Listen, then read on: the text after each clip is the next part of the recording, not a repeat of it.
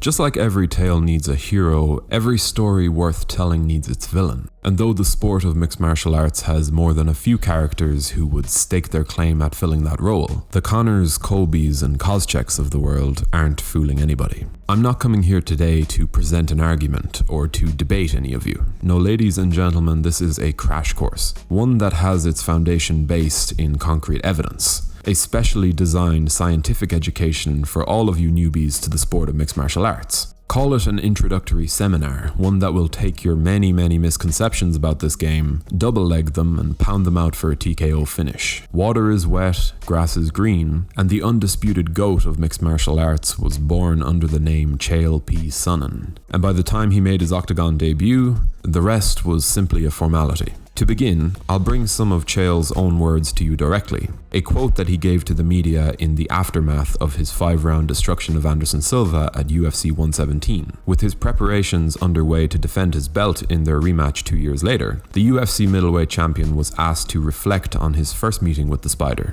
asked to give insight into the utter masterpiece he turned in to win that gold strap. In some parallel universe, you can hit a man 300 times, and then he wraps his legs around your head for 8 seconds and they call him the winner. And unfortunately, that misconception over the quote-unquote submission that won Anderson Silva the 5th round left many fans with the wrong impression about what they had just witnessed.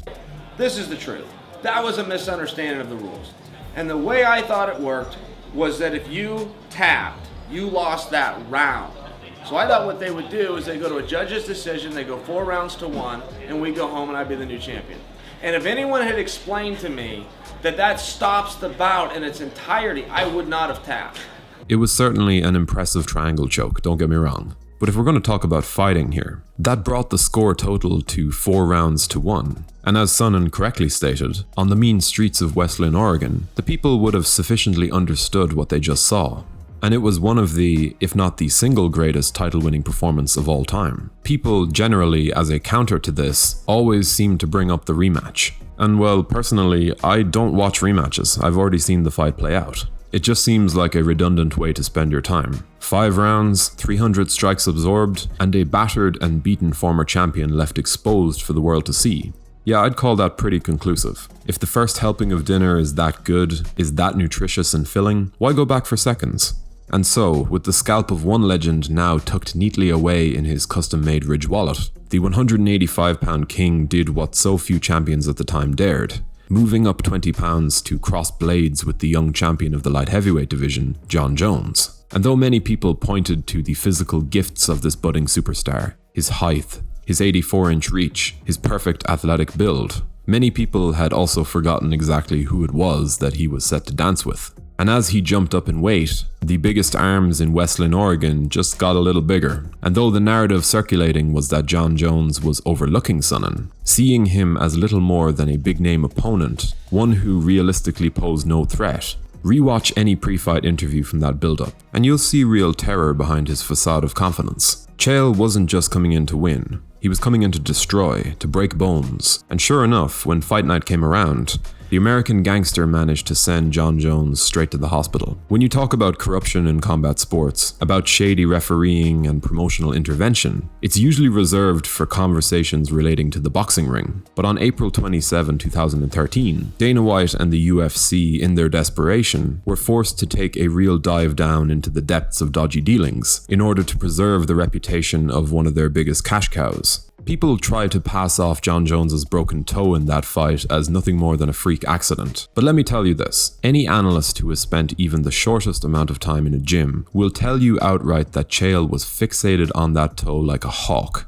gunning for it from the opening bell. And Jon Jones and his team, to their credit, knew exactly what to expect. Every hero has a weakness, and like Achilles of old took an arrow to the heel in the Trojan War, Jon Jones, for all his strength, could not keep Chael Sonnen from beating that toe down like it owed him money. Jon's team at Jackson Wink MMA were fully aware that their fighter was in deep trouble. Even watch their pre-fight face-off. Jones can't keep his eyes off his own toes. He even switches stances, thinking that he would find safety in the southpaw stance. But no, this was written in the stars, folks. And when the time came to do battle, watching it live, I saw Sonnen's game plan work to an absolute treat.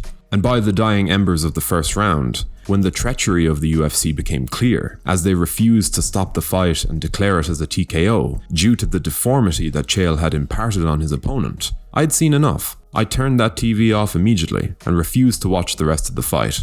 I simply don't have the time to partake in such clear displays of promotional malpractice. I'm a man of principle. And on that night, Jon Jones left the arena on crutches, and Chael P. Sonnen walked out of there as a 2-weight world champion. But even then, the insatiable competitive drive of this multi-divisional master could not be contained. A move up to heavyweight and the Bellator Divisional Grand Prix served as the next stop for the bad guy. An old-style 8-man tournament that put him in there with esteemed greats such as Fedor Emelianenko, Rampage Jackson, and Frank Mir, to name but a few. And though a handful of fighters have tasted 2 divisional successes over the years, to earn major titles across 3 different weight classes, that is a mountain that only one man was fit to climb. And as for the fights themselves, obviously I don't watch Bellator, so I'm not going to waste your time with details I don't have. But by the time he had retired, Chael Sonnen had done it all, and as he himself said, undisputed, undefeated, never even lost a round. And though look, in the interests of being fair and impartial, I'll point out that yes, Chael did in fact lose a round, the 5th and final round against Anderson Silva. But losing just 1 round out of 49 fights, yeah, good luck beating that, Khabib. People seem to think that they've seen this guy lose, that they've watched as another man's hand was raised in a cage that contained this fighting icon. But I'd urge you, go back and watch those fights again. Go back and revisit those classic moments. I think it's always good to end on a question. And for you guys, I'm wondering, with your head now well and truly out of the sand, what is it that you actually saw in those fights? So yeah, do the right thing, like this video, leave a comment, and subscribe so you can continue to indulge your senses weekly with the GOAT channel of Mixed Martial Arts YouTube. It's a match made in heaven, and from one GOAT to another, Chael Sonnen, I salute you. You're welcome.